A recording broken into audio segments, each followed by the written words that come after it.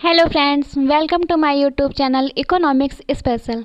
आज यहाँ पर हम माइक्रो इकोनॉमिक्स में आने वाले सबसे मोस्ट इम्पॉर्टेंट क्वेश्चन के बारे में बात करेंगे, जो ऐसे क्वेश्चन हैं जिनके द्वारा आपके कॉन्सेप्ट भी क्लियर होंगे और साथ आप एक अच्छा उत्तर लिखने के लिए भी तैयार हो जाएंगे, क्योंकि आज के जो प्रश्न है वो इम्पॉर्टेंट बहुत हैं और उससे आप लोग एक ना एक प्रश्न देखेंगे ज़रूर ही। तो चलिए बात करते हैं आज के प्रश्नों की। सबसे पहला प्रश्न है, ये माइक्रो इकोनॉमिक्स के फर्स्ट यूनिट की है। इसी तरह मैं आगे 2-3 यूनिट के भी क्वेश्चन आंसर दूंगी, जिनके द्वारा आपको एग्ज़ाम में काफ़ी हेल्प मिलेगी। तो चलिए बात करते हैं पहले क्वेश्चन की। अर्थशास्त्र क्या है और इसकी विषय वस्तु और इसके क्षेत्र की व्याख्या कीजिए। देखिए, ये सबसे फर्स्ट चैप्टर का है और ये क्वेश्चन आना ही आना है। इससे रिलेटेड क्वेश्चन इसी तरह से आएंगे। तो बात करते हैं अर्थशास्त्र क्या है। अर्थशास्त्र वह विज्ञान है जो मानव के आर्थिक जीवन का अध्ययन करता है और यह अध्ययन करता है कि सीमित संसाधनों से असीमित इच्छाओं की पूर्ति कैसे की जाए। मानव जीवन की आवश्यकताएं अनंत है, परंतु संसाधन सीमित हैं, इसलिए संसाधनों का सर्वोत्तम उपयोग करना ही अर्थशास्त्र का प्रमुख उद्देश्य है। जो अर्थशास्त्र होता है वह सब्जेक्ट यह सिखाता है कि जैसे कि हमारी जो इच्छाएं हैं वह अनलिमिटेड हैं। अगर हमारी कोई एक इच्छा पूरी हो जाती है तो हमारी दूसरी नई इच्छा तैयार हो जाती है।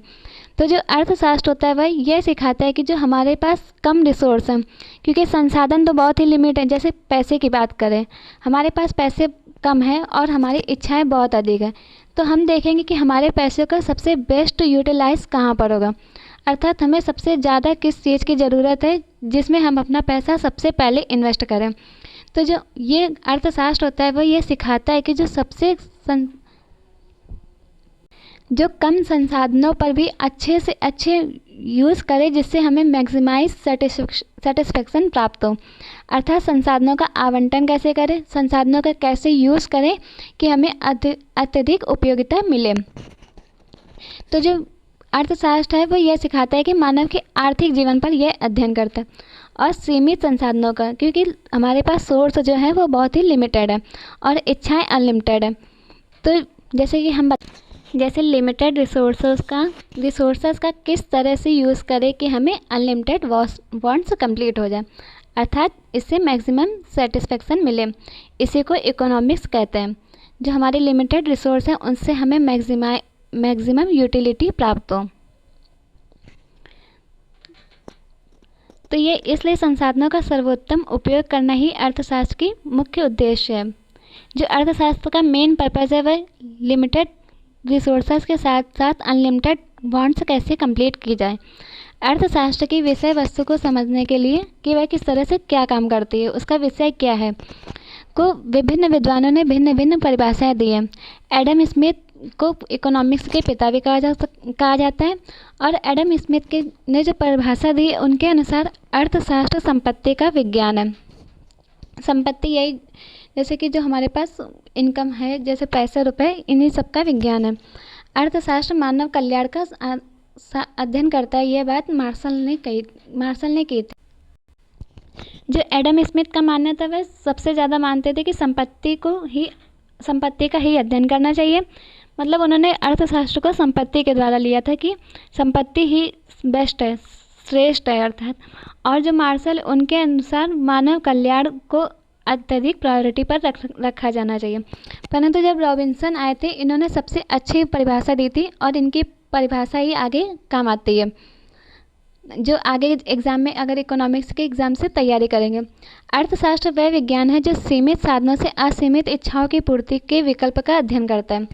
इनके अनुसार अर्थशास्त्र वह विज्ञान है जो सीमित साधनों से असीमित इच्छाओं की पूर्ति के विकल्प का अध्ययन करता है। जैसे हमें बहुत तेज़ भूख लगी है, ठीक, उसके बाद हमारे पास ऑप्शन है कि एक प्लेट थाली का, एक बर्गर का और एक प्लेट चाउमीन का। तो हमारी भूख के अनुसार और हमारे पास रुपए सिर्फ किसी एक ऑप्शन को ही परचेस करने का है, तो हमारी जो पहली प्रायोरिटी होगी वो हमारी होगी कि एक प्लेट थाली का, क्योंकि भूख हमें ज़्यादा लगी है। उसी से हमें संतुष्टि मिल सकेगी।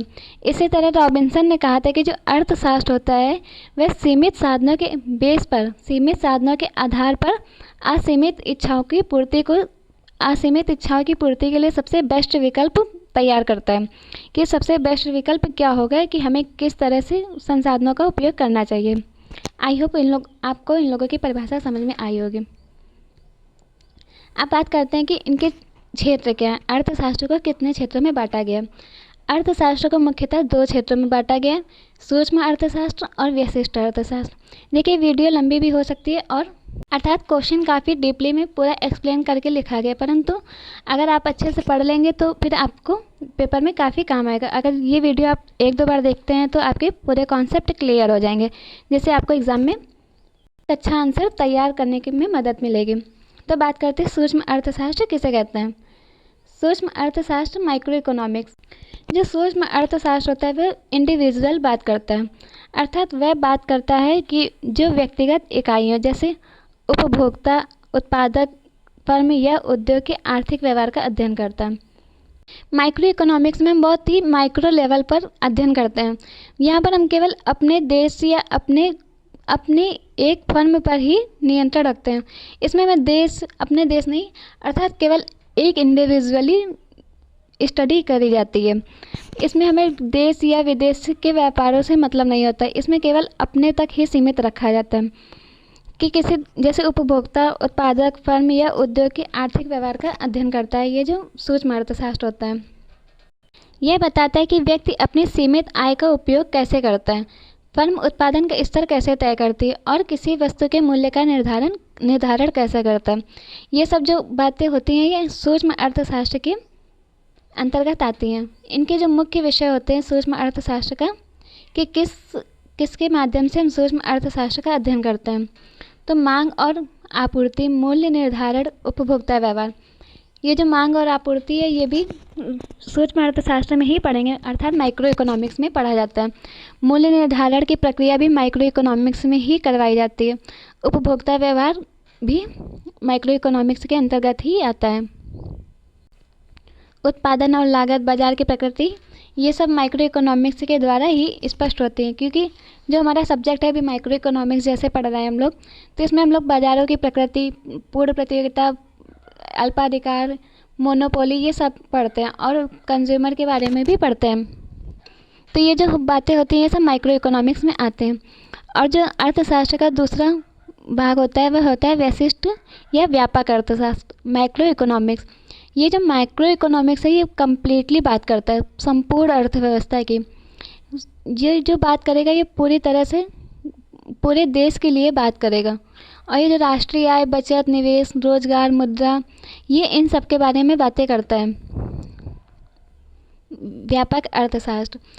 अर्थात इसको एक नेशनल लेवल पर रखा गया है किसी भी इकोनॉमिक्स स्टडी के लिए, परंतु जो वो माइक्रो इकोनॉमिक्स है वह एक इंडिविजुअली पार्ट है, इंडिविजुअली स्टडी करने का एक भाग है। यह संपूर्ण अर्थव्यवस्था के स्तर पर आर्थिक क्रियाओं का अध्ययन करता है।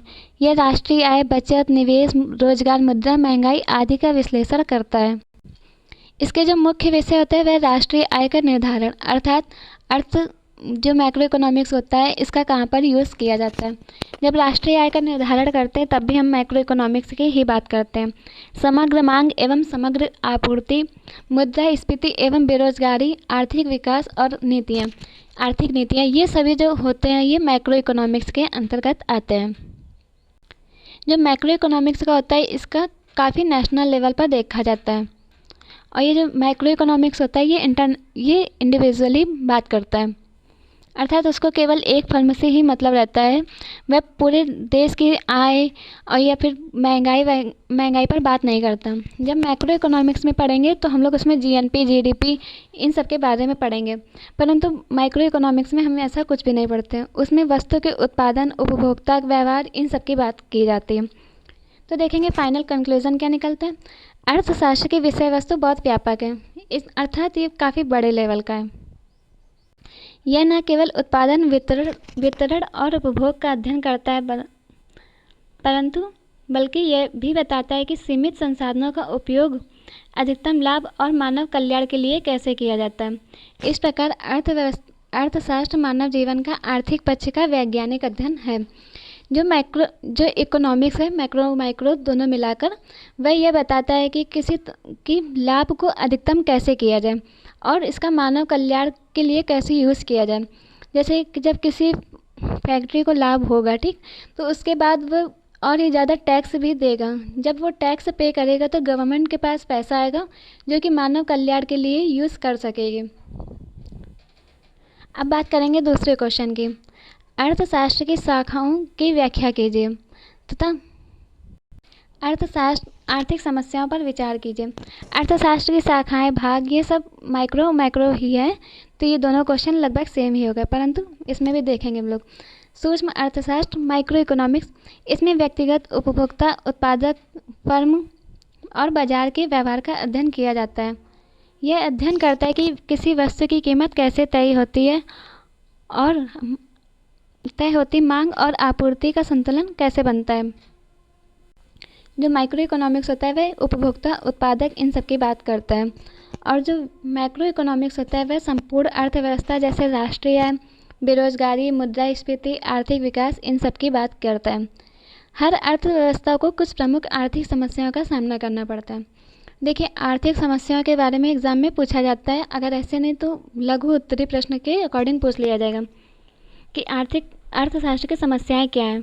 जो अर्थशास्त्र की प्रमुख समस्याएं वह है कि क्या उत्पादन किया जाए, कैसे उत्पादन किया जाए और किसके लिए उत्पादन किया जाए। ये 3 मेन है। और उसके बाद संसाधनों का पूर्ण उपयोग, कि संसाधनों का पूर्ण उपयोग हो जाए। ऐसा नहीं कि साधन होते हुए भी हम उनका उपयोग ना कर पा रहे। तो सबसे पहले बात करेंगे कि क्या उत्पादन किया जाए। जब देखिए, जब कोई भी, जैसे कोई उद्यमी है, वह अगर वह कोई भी उद्योग करना चाहता है तो वह सबसे पहले सोचेगा कि किस चीज़ का प्रोडक्शन करना चाहिए, अर्थात क्या उत्पादन किया जाए। सबसे पहली प्रॉब्लम उसकी यही होगी कि हम अगर कोई जैसे अगर कोई फैक्ट्री लगाना चाहता है तो सबसे पहले वह ये सोचेगा कि किस चीज़ की फैक्ट्री लगाना चाहिए, और जब वह जैसे कौन सी वस्तुएं बनाई जाए, जिसकी मात्रा में और किस मात्रा में बनाई जाए, क्योंकि ये चीज़ डिमांड पर डिपेंड करती है कि वह वस्तु किस तरह से आगे कार्य करेगी। तो पहले एक सीमित मात्रा में बनाया जाता है वस्तुओं को। तो क्या उत्पादन किया जाए, उसके बाद दूसरी समस्या होती है कैसे उत्पादन किया जाए। जैसे मान लिया किसी ने सोच लिया कि उसको टी शर्ट का व्यापार करना है, तो अब बात करेंगे कि कैसे उत्पादन किया जाए, अर्थात उसके लिए कैसे सिलाई मशीन, प्रिंट, क्योंकि टी शर्ट वगैरह में प्रिंट करने के लिए कैसे किया जाए। तो इसमें जो उत्पादन में कौन से संसाधन, श्रम, पूंजी आदि का उपयोग किया जाए। जो संसाधन, जो फैक्टर ऑफ प्रोडक्शन होते हैं, उसमें भूमि, श्रम, पूंजी, उद्यमी, ये सब की बात की जाती है कि इनको किस तरह से उपयोग में लाया जाए कि उसके उत्पादन पर अच्छा इफेक्ट पड़े। उसके बाद बात करेंगे किसके लिए उत्पादन किया जाए, समाज के किस वर्ग को वस्तुएं मिलेंगी। जैसे जब कोई बहुत ही हाई क्वालिटी का प्रोडक्ट बनाता है तो उसे जो लो लेवल के, जैसे गरीब लोग उसे अफोर्ड नहीं कर सकते हैं, तो और कुछ लोग होते हैं जो गरीबों के लिए प्रोडक्ट बनाते हैं। तो इस तरह से वह देखते हैं कि समाज में किस वर्ग के लिए उसको अपना कार्य करना है। उसके बाद बात करेंगे संसाधनों का पूर्ण उपयोग, बेरोजगारी या निष्क्रिय संसाधनों का सक्रिय कैसे करें। जैसे जो बेरोजगारी का लेवल कैसे कम किया जाए, और जो निष्क्रिय संसाधन है, अर्थात जिनका कोई यूज़ नहीं हो रहा, उनको कैसे यूज़ में लाया जाए। इन समस्याओं का समाधान किसी भी अर्थव्यवस्था के लिए अत्यंत आवश्यक है। इसलिए अर्थशास्त्र का मुख्य उद्देश्य इन सीमित संसाधनों का सर्वोत्तम उपयोग कर अधिकतम मानव कल्याण प्राप्त करना है। जो अर्थशास्त्र का उद्देश्य है वह इन समस्याओं का समाधान करता है कि क्या उत्पादन किया जाए, कैसे उत्पादन किया जाए, किसके लिए उत्पादन किया जाए। इन सभी समस्याओं का वह समाधान करता है और मानव कल्याण को अधिकतम करता है। ये अर्थशास्त्र का मेन उद्देश्य है। अब तीसरे क्वेश्चन को देखेंगे कि बाजार अर्थव्यवस्था की कार्यप्रणाली व लाभ अवगुणों की व्याख्या कीजिए। अब बात करेंगे बाजार अर्थव्यवस्था की कार्यप्रणाली का। बाजार अर्थव्यवस्था से तात्पर्य है वह आर्थिक प्रणाली जिसमें उत्पादन, वितरण और उपभोग से संबंधित सभी निर्णय मुख्य रूप से मांग और आपूर्ति की शक्तियों द्वारा तय होते हैं। जो बाजार होती है उसमें जो कोई भी प्रोडक्शन होता है, जैसे कोई भी वस्तु है उसको उसी की मात्रा में बेचा जा सकता है, जैसे कि उसकी डिमांड क्या है और उसकी सप्लाई क्या है। जैसे इसमें बात की गई है कि आर्थिक प्रणाली है, बाजार अर्थव्यवस्था ऐसी जिसमें उत्पादन कि हमने क्या उत्पादन किया। जैसे मान लीजिए कोई सब्जी बेचने आया है, तो वह जो सब्जी है वह उसका उत्पादन कैसे किया जाए और उसका वितरण कैसे किया जाए। उपभोग से संबंधित सभी निर्णय मुख्य रूप से जो होते हैं वह डिमांड और सप्लाई पर बेस होते हैं कि अगर उस वस्तु की मांग है, अत्यधिक है, तभी वह वस्तु को उत्पादन किया जाएगा। परंतु अगर उस वस्तु की मांग नहीं है तो फिर वह उसका उत्पादन करना उसको घाटे की तरफ ले जाएगा। और इसी तरह से सप्लाई पर भी डिपेंड है। अगर मान लीजिए मार्केट में डिमांड किसी वस्तु की बहुत ज़्यादा है, परंतु अगर उसकी उतनी सप्लाई नहीं हो पा रही है तो वह वस्तु को महंगी कर दिया जाता है, जिससे कि उसकी डिमांड पर थोड़ा कम इफ़ेक्ट पड़े, थोड़ा कम हो जाए उसकी डिमांड। इसी तरह से जो उत्पादक होता है वह मांग और आपूर्ति की शक्तियों द्वारा तय किया जाता है। किसी वस्तु को कितना प्रोड्यूस करना चाहिए।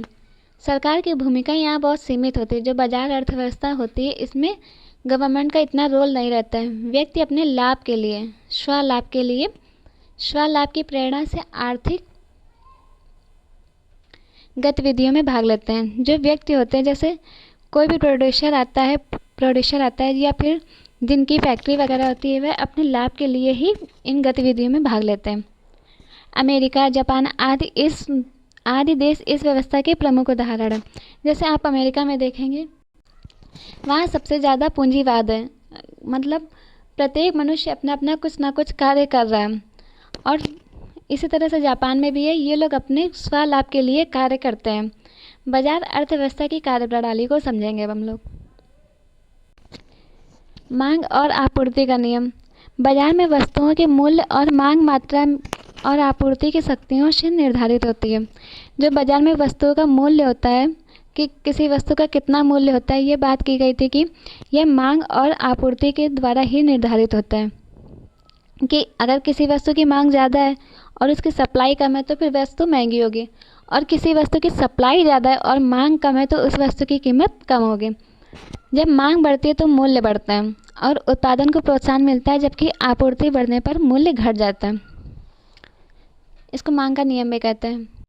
जब मांग बढ़ती है तो मूल्य बढ़ता है। आपने देखा होगा किसी चीज़ की मांग बढ़ गई और सप्लाई उतनी नहीं हो पा रही है तो यह मूल्य बढ़ जाता है, परंतु और उत्पादन को प्रोत्साहन मिलता है कि अगर कोई भी मनुष्य किसी चीज़ को बेच रहा है और उसकी अगर मांग बढ़ती गई तो उसको एक प्रोत्साहन भी मिलता है कि हाँ, उसको और ये अधिक उत्पादन करना चाहिए। जबकि आपूर्ति बढ़ने पर मूल्य घट जाता है। और जब सप्लाई अधिक हो जाती है तो मूल्य घटा देते हैं, क्योंकि उनको अपना माल निकालना होता है। मूल्य तंत्र यह मार्गदर्शक का कार्य करता है। मूल्य यहाँ मार्गदर्शक का कार्य करता है। उत्पादक यह निर्णय मूल्य संकेतों के आधार पर लेते हैं कि कौन सी वस्तु कितनी मात्रा में और किस तकनीकी से उत्पादित की जाए।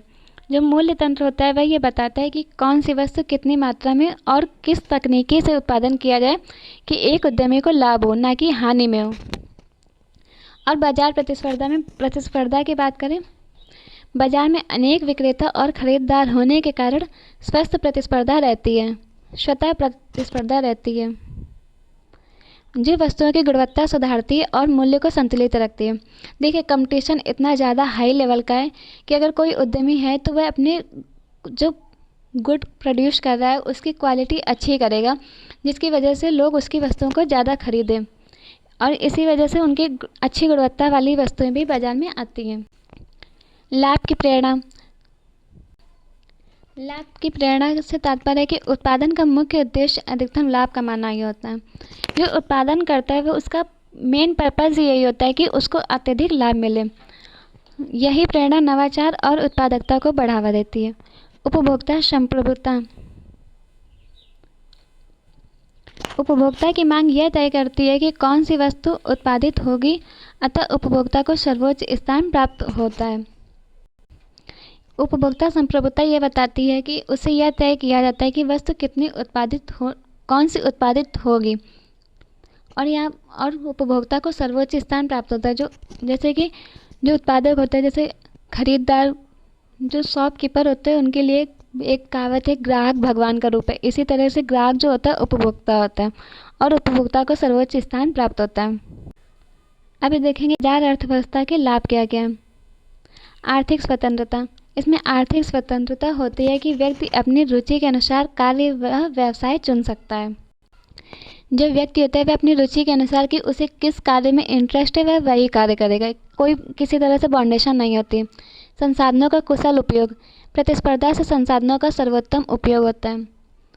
अच्छा, मतलब कि लोग अपने जो संसाधन होते हैं उनका अच्छे से अच्छे यूज़ करते हैं और अत्यधिक उससे लाभ कमाने की चेष्टा रखते हैं। तकनीकी प्रगति। लाभ की चाह से नवाचार होते हैं अथवा टेक्नोलॉजी डेवलप होती है। उपभोक्ता के लिए विविध विकल्प। बाजार में अनेक वस्तुएं होती हैं। कंज्यूमर कहीं भी जा सकता है, जो ग्राहक होता है वह किसी भी दुकान पर जा सकता है और वस्तु खरीद सकता है, उसके पास अनेक विकल्प रहते हैं। तेज आर्थिक विकास। उत्पादन व निवेश में वृद्धि होती है। आर्थिक विकास काफ़ी तेज़ी से होता है, जिससे उत्पादन और निवेश दोनों में वृद्धि होती है। अब बात करेंगे इसके अवगुण क्या हैं। किसी भी चीज़ के गुण हैं तो उसके अवगुण भी होते ही हैं। आय असमानता। अमीर और गरीब के बीच अंतर बढ़ जाता है। देखिए, जब कोई उद्यमी होता है वह बहुत ही लाभ कमाता रहता है तो उसके प्रोडक्ट भी काफ़ी हाई लेवल के होते हैं, अर्थात यहाँ अमीरी गरीबी का लेवल बढ़ता ही जाता है। हम लोगों ने देखा होगा कि आज भारत में भी काफ़ी ऐसी जनरेशन है, काफ़ी ऐसे लोग हैं कि किसी वर्ग को खाना मिल नहीं रहा और कोई वर्ग बहुत ज़्यादा वेस्ट कर रहा है। जैसे एक तरफ देखेंगे तो भारत तीसरी इकोनॉमिक्स पर पहुंचने वाला है, परंतु एक नज़र में देखा जाए तो कुछ लोगों को खाना, एक टाइम का खाना भी नहीं सही से मिलता है। जो हम देखते हैं कि अमीरी और गरीब के बीच अंतर बढ़ता ही जाता है, क्योंकि महंगाई और बढ़ जाएगी तो वे लोग और ज़्यादा वस्तुओं को परचेस नहीं कर पाएंगे, और ना तो गरीबों को उतनी अच्छी शिक्षा मिल पाती है कि वह और जल्दी से डेवलप कर सके।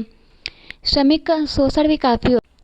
जो फैक्ट्री वगैरह में होते हैं उसमें श्रमिकों का शोषण भी काफ़ी किया जाता है, अर्थात उनसे काम ज़्यादा करवा लिया जाता है, परंतु उसके अकॉर्डिंग मजदूरी नहीं दी जाती है। मजदूरों का कम वेतन देकर शोषण किया जाता है। 8-8 10-10 घंटे की जॉब करवाने के बाद भी उनको उनके लेवल की, जिससे उनको सेटिस्फेक्शन मिले, इस टाइप की उनकी मजदूरी नहीं होती है। सामाजिक कल्याण की उपेक्षा। जो निजी लोग होते हैं, मतलब जिनका निजी व्यवसाय होता है, उनको कमज़ोर वर्गों को अनदेखा कर देते हैं। आर्थिक स्थिरता। मंदी व महंगाई जैसी समस्याएं उत्पन्न होती हैं। एकाधिकार प्रवृत्ति। बड़ी कंपनियां बाजार पर नियंत्रण कर लेती हैं। अतः बाजार अर्थव्यवस्था में उत्पादन व विकास की गति तीव्र होती है, परंतु इसके साथ असमानता व शोषण की समस्याएं भी बनती हैं। तो ये जो होता है ये विकसित देशों के लिए ज़्यादा बेटर है, परंतु अल्प विकसित देशों में यह असमानता और शोषण को जन्म देता है। इसलिए सर्वोत्तम व्यवस्था वही होगी जिसमें बाजार की स्वतंत्रता और सरकारी नियंत्रण दोनों का उचित संतुलन हो, अर्थात ऐसी व्यवस्था हो जिसमें सरकार भी अपना हस्तक्षेप कर सके और गरीबों को भी फायदा हो सके। अब ये है लास्ट क्वेश्चन, मूल्य तंत्र किसे कहते हैं। मूल्य तंत्र क्या है। मूल्य तंत्र का अर्थ है वस्तुओं और सेवाओं की कीमतों के माध्यम से अर्थव्यवस्था का संचालन। मूल्य तंत्र से तात्पर्य है कि वस्तुओं और सेवाओं की जो कीमतें हैं वह डिसाइड करता है मूल्य तंत्र, और इसके माध्यम से अर्थव्यवस्था का संचालन होता है। यह बाजार अर्थव्यवस्था का सबसे महत्वपूर्ण तत्व है।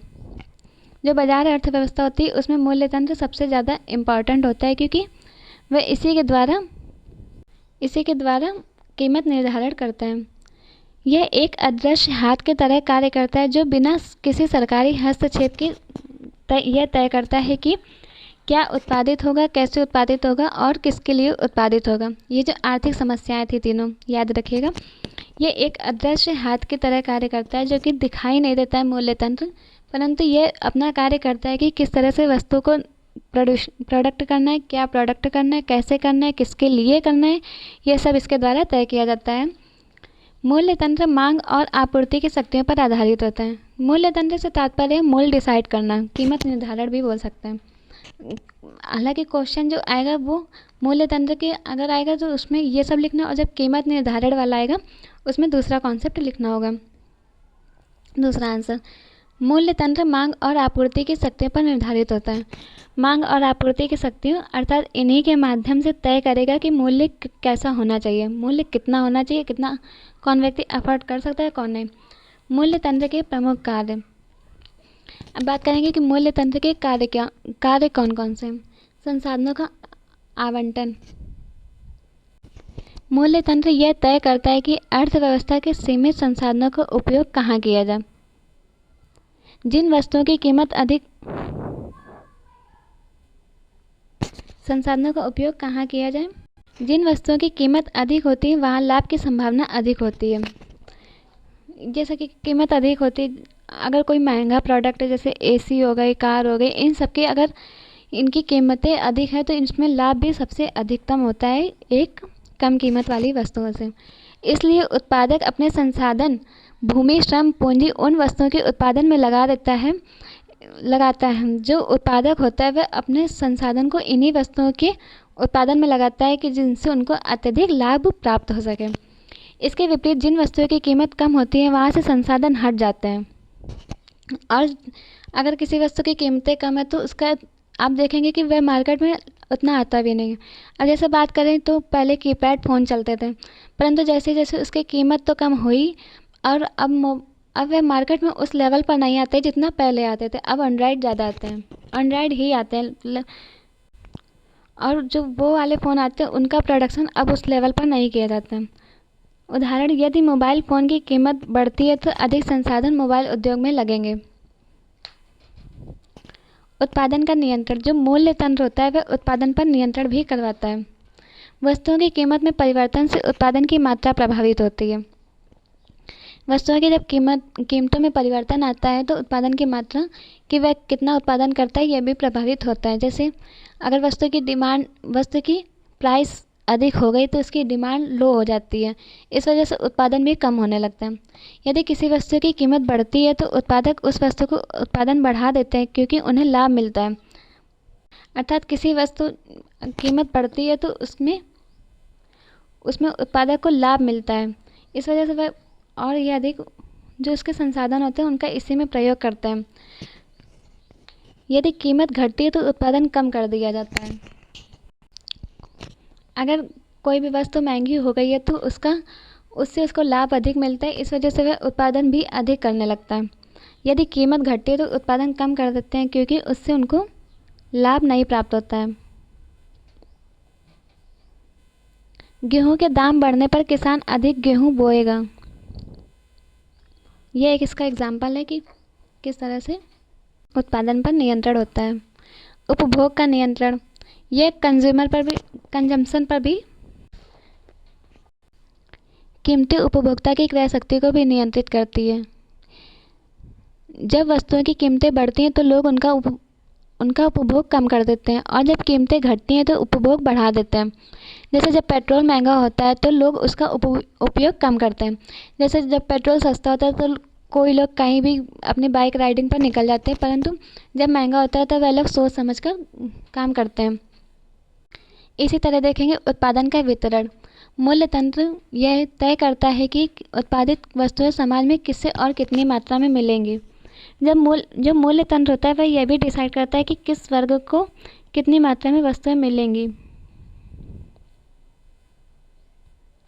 जिसकी आय अधिक होती है वह अधिक कीमत देकर वस्तुएं खरीद सकता है, जबकि कम आय वाले व्यक्ति केवल आवश्यक वस्तुएं खरीद पाता है।